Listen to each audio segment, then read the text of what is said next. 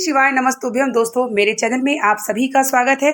तो आज हम वीडियो में बात करने वाले हैं एकादशी के कि अगर हम एकादशी का बहुत से लोग व्रत नहीं रहते हैं और अगर उनको व्रत की फल की प्राप्ति चाहिए तो विष्णु भगवान के कुछ ऐसे पाठ हैं, मंत्र जाप हैं और भगवान विष्णु को पंचामृत स्नान से हम सारे व्रत का फल की प्राप्ति अवश्य पा सकते हैं। तो वीडियो के अंत तक बने रहिएगा, हम आपको सारी चीज़ें बताएंगे।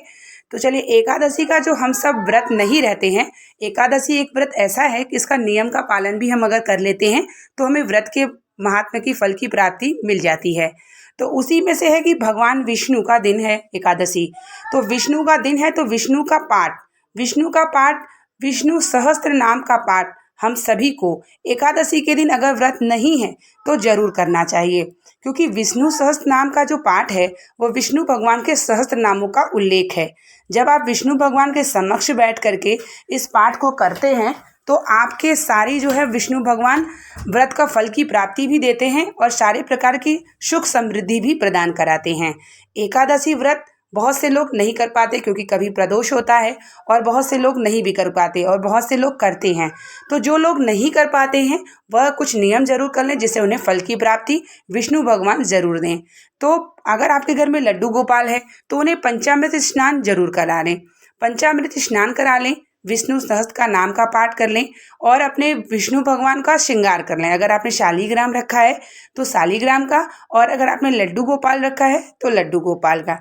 तुलसी माता की पूजन कर लें और इस दिन चावल बिल्कुल ना ग्रहण करें। चावल ना तो स्पर्श करें और ना ही इन्हें चढ़ाएं। इस तरीके से अगर आप पूजन कर लेते हैं तो आपको एकादशी के फल की प्राप्ति जरूर होती है। एकादशी एक व्रत ऐसा है जिसको व्रत रहने से इंसान बैकुंठ के प्राप्त हो जाता है। विष्णु जी का जो एकमात्र यह व्रत है जिसको करने से आदमी इस संसारिक रूप में जो भी कार्य करता है, जाने अनजाने पाप होता है, उस पाप को भी समाप्त करता है इस व्रत को। लेकिन अगर हम व्रत नहीं रह पाते हैं तो कुछ नियम का पालन जरूर कर सकते हैं। अगर आप संभव हो तो पीला वस्त्र धारण करें और अपने कृष्ण कन्हैया को पीताम्बरी वस्त्र पहनाएं, क्योंकि पीताम्बरी वस्त्र जो है विष्णु भगवान का अति प्रिय वस्त्र है, यानी पीला कलर। तो पीला रंग अगर आपके पास हो वस्त्र तो आप लड्डू गोपाल को पहना सकते हैं।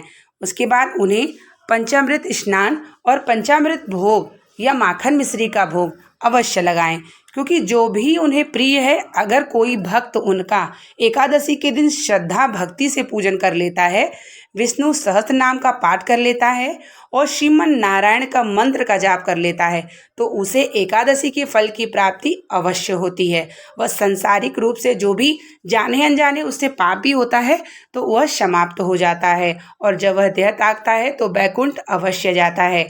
तो महीने की 2 एकादशी होती है।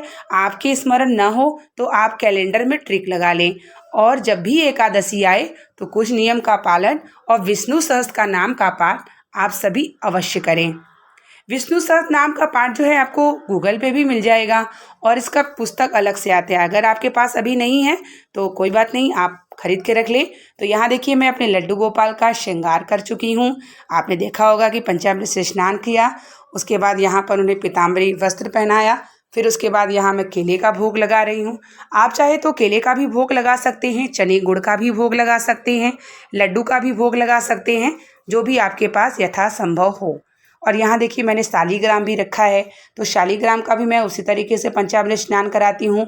अगर किसी के यहाँ शालीग्राम हो तो विधि से इसी प्रकार पूजन करें, अगर किसी के पास लड्डू गोपाल है तो वह उस विधि से पूजन करें, क्योंकि दोनों ही स्वरूप भगवान श्री नारायण का होता है। और जब हम शालीग्राम रखते हैं तो इस बात का ध्यान रखें कि जनेऊ के ऊपर हमें रखना चाहिए। जनेऊ के ऊपर शालीग्राम को रख के उनको लाल रोरी और पीला चंदन लगा के तुलसी दल जरूर रख दें, क्योंकि जिनके घर में शालीग्राम होते हैं बिना तुलसी के शालीग्राम नहीं होते। तुलसी जरूर उनके ऊपर होनी चाहिए। और उसके बाद एकादशी के दिन शाम के समय में जब सूर्यास्त होने लगता है तो माता तुलसी की पूजन जरूर कर लें, क्योंकि विष्णु प्रिय तुलसी हैं। तुलसी की पूजन करने से भी विष्णु भगवान अति प्रिय होते हैं।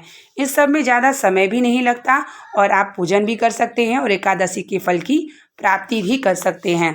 वही एकादशी पे जो भक्त भगवान शिव के मंदिर अगर जाता है तो वहाँ जब जल चढ़ाएं तो 3 बार स्वधा स्वधा स्वधा जरूर करें। ऐसा करने से जब आप भगवान शिव पर जल समर्पित करते हैं तो आपके यहाँ जो पितृदोष है ना वो भी समाप्त होता है, क्योंकि स्वधा जो है पितरों की पत्नी थी स्वधा, तो उनका नाम स्मरण लेने से, भगवान शिव पर जल समर्पित करने से एकादशी के दिन आपके यहाँ जो भी मतलब पितृदोष है या मन की कामना भी है तो आप भगवान शिव के समक्ष जरूर बोलें।